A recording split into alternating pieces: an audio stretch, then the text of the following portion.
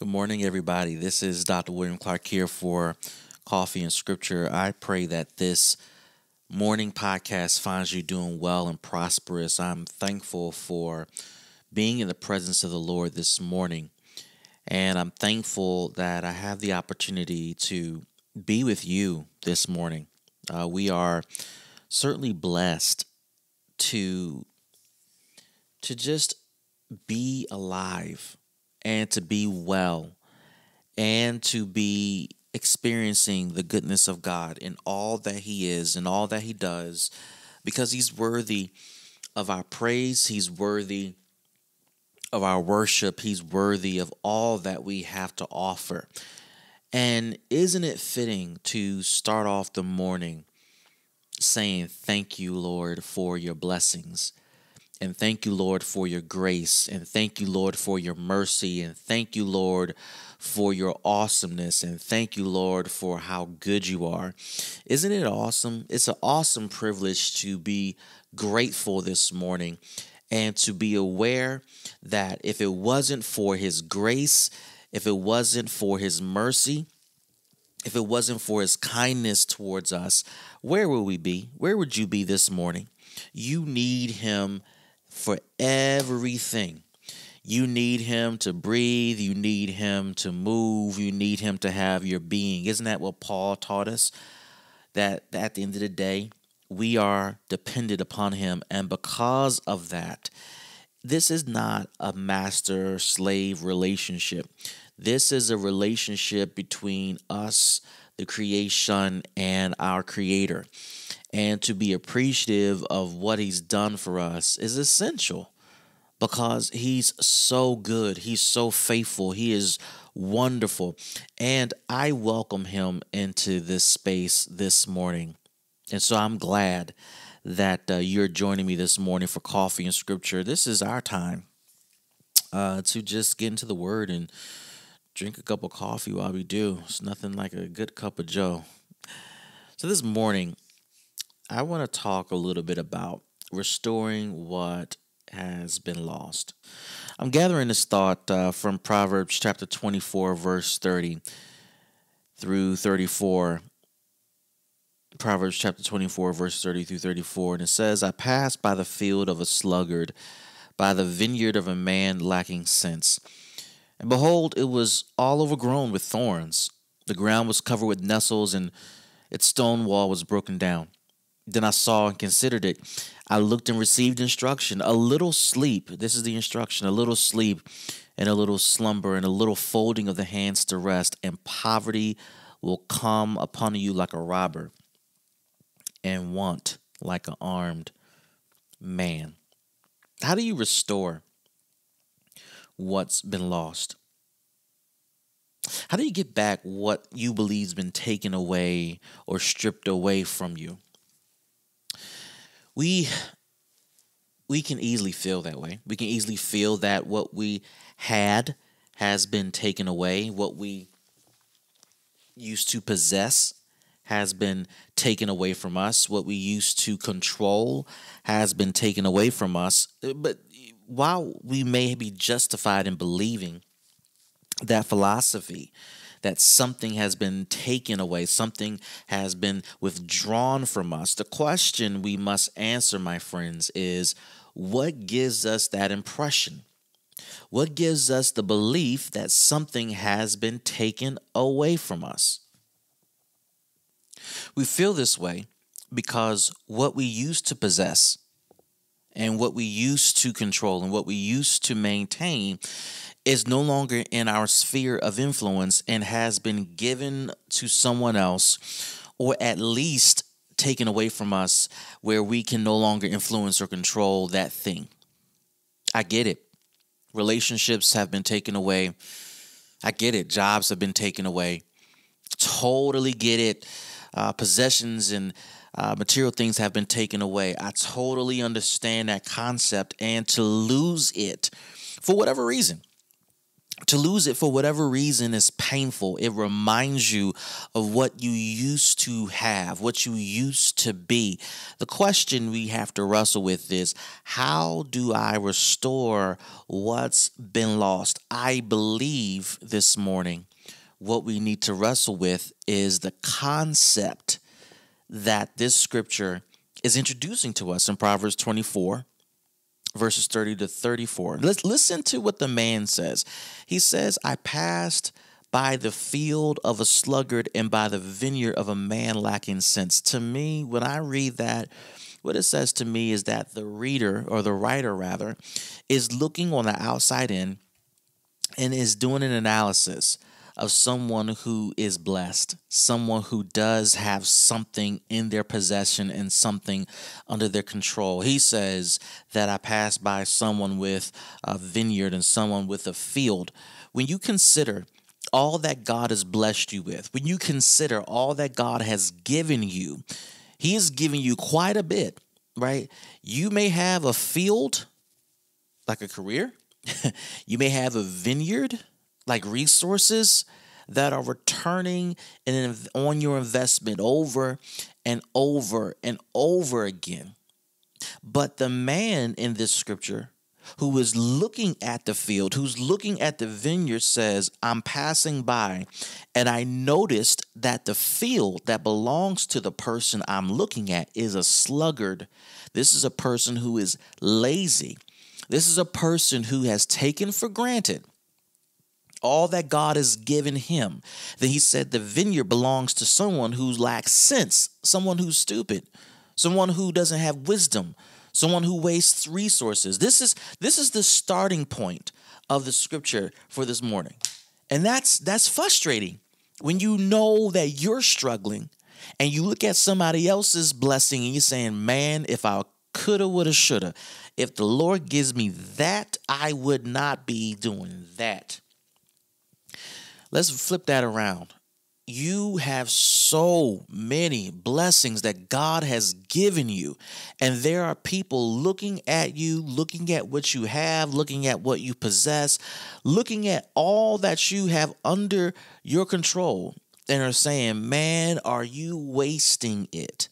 Man, are you a sluggard? Man, do you lack sense? And then he goes to verse 31 and says, behold, when I did a deeper evaluation, I noticed that the field in the vineyard was overgrown with thorns, and the ground was covered with nettles, and the stone wall was broken down. What he's saying is what you have, what this person possesses, what this person has under their control, they're not taking care of it. It looks terrible. It's unmanageable. Even if I stop this podcast right now, the answer to the question about how to restore what's been lost is to get off your behind and stop being lazy. Work what God has given you. If you believe that your relationships has been lost, has been taken away, and you want it back, you have to work for that restoration. If a career has been lost and you want it back, you got to work for that restoration. If finances have been lost and you want them back, you have to work for that restoration. Whatever it is, your health, your mental health, your spiritual health, your emotional health, if you want it back, you got to work for that restoration. It does not happen because you wish it to happen. It does not happen because you turn around 3 times and believe God is going to make it happen. That's not how it works. Remember, this is not a self-help book that I'm reading from. This is the word of the Lord that I'm reading from. And the word of the Lord is saying that when I passed by a vineyard and a yard, I noticed that the owners, that the operators, that the ones who are blessed with this stuff is either a sluggard or lacks sense. And as a result, you see the presentation of their blessing lacking in something. Last week I was at my home church, and we were in studying Sunday school, and we were talking about the difference between the blessing or the gift that was given between Cain and Abel. Abel gave of the first fruit. The first fruit tends to be the best fruit, and Cain gave whatever.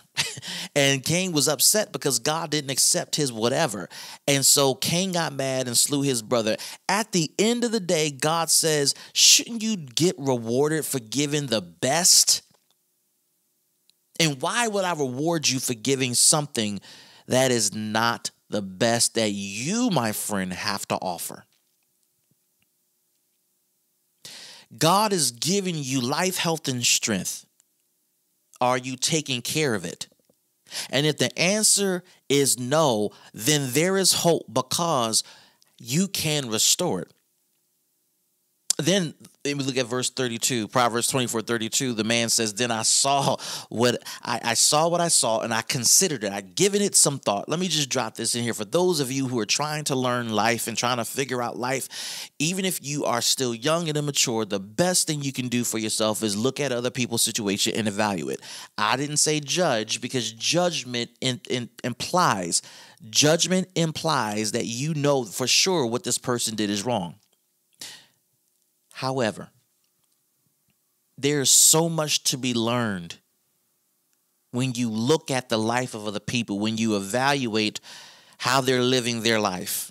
And the man said in verse 32 that I saw what I saw, and I considered it, and I looked, and I received instructions. This is why we have mentors. This is why we have pastors. This is why we have people we follow after who are following Christ, because when I look at what they've been through, I received some information. I received knowledge. I got some wisdom and some understanding. And this is the lesson that the writer says that he learned. Verse 33, I learned that if I sleep a little, I learned that if I slumber a little, I learned that if I fold my hands to rest, there is going to be an output or outcome that I will not like. And the outcome I don't like is what I just observed. What he observed was in verse 31, that the field and the vineyard was overgrown with thorns. There's no way for fruit to grow, and there's no way for the field and the vineyard to be prosperous. Then he said the ground was covered with nettles. And then he said this wall, the stone wall was broken down. When you look at those outcomes, at least this writer said, when I see those outcomes, I don't want that for my blessing. I don't want that for my life. I don't want that for my career. I don't want that for my family, my marriage, my children. I don't want that for my finances or my health. I do not want what I have to be overgrown with thorns where nobody can touch it or prune it or take care of it, where it looks unattractive. I don't want the floor of my life to be covered with nettles, prickly hairs. People can't step on it. People can't walk into my vineyard or into my yard. They can't come into my personal space. I don't want that. I don't want the walls that I've built to protect and to care for what God has given me to be broken down, because that means my defenses are down. That means that if my outside isn't taken care of, my inside is not taken care of. I don't want that for my life. This is what the writer is saying here. And he said he learned that as a result of somebody doing too much sleeping, too much slumbering, too much hand folding and resting, it can result in that type of destruction. But he concludes with this devastating conclusion. And that conclusion is that if you sleep, slumber, rest, and fold your hands, poverty will come upon you like a robber, and want like an armed man. What he is saying is that when you sleep, slumber, fold your hands, rest, when you become lazy, when you become unconcerned, when you become content, when you take for granted all that God has blessed you with, and you don't prune, you don't water, you don't cut, you don't trim the vineyard, you don't harvest anything from the vineyard or the yard or the field that God has given you, you will not notice the poverty that will come into your life.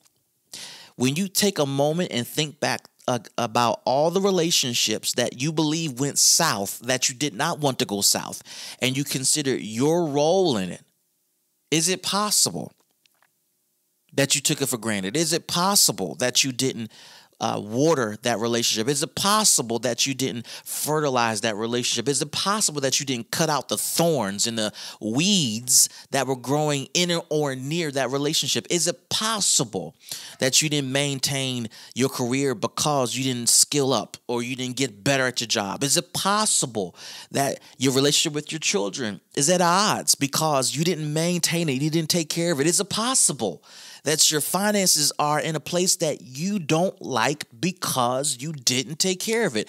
Is it possible that your health is not where you want it to be because the walls of protection that are supposed to be there to protect your health were not taken care of and maintained? Is it possible? And so the question we're answering as we sip our coffee is, how do we restore what's been lost? Number one, keep your eyes open and observe everything that is happening with, in, or around the blessings that God has given you. Don't take your eyes off of it. You want to make sure you're completely vigilant, sober, and aware of what's going on. Number two, the moment you see things growing out of the resources, the blessings God has given you that does not look like God, that looks like it's intended to destroy what God has given you, cut it, prune it, remove it. Number three, if you notice that what God has given you is starting to break down, or the protections are starting to break down, rebuild, restore, renew. This is where we get the word salvation from. Salvage, save.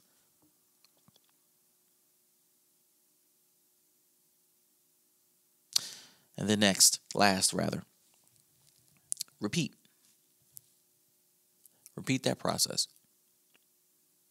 Because the enemy is after you. He's after your life. He's after your marriage. He's after your children. He's after everything that God has given you. And if you're not careful, if you're not vigilant, if you're not aware, the enemy will win. He will capture what you believe is yours. And you'll be wondering, like this person in verse 34, how did I become poor? How did I end up alone? How did I end up like this? What happened? Poverty came upon you like a robber. Well, I want a relationship. I want love. I want a career. I want a promotion. I want more money. I want this. I want that. He says this in verse 34, and want comes upon you like an armed man. You don't know where, how, when you want something, but you want something that you already had but lost. I hope you enjoyed the word this morning. I hope you're enjoying your coffee this morning. And I pray that God continues to bless you, but as God is blessing you, my prayer is that you take care of those blessings, maintain those blessings, cultivate those blessings, so that when people look at your life, they can learn lessons from it, but they can learn lessons on how to live a blessed life.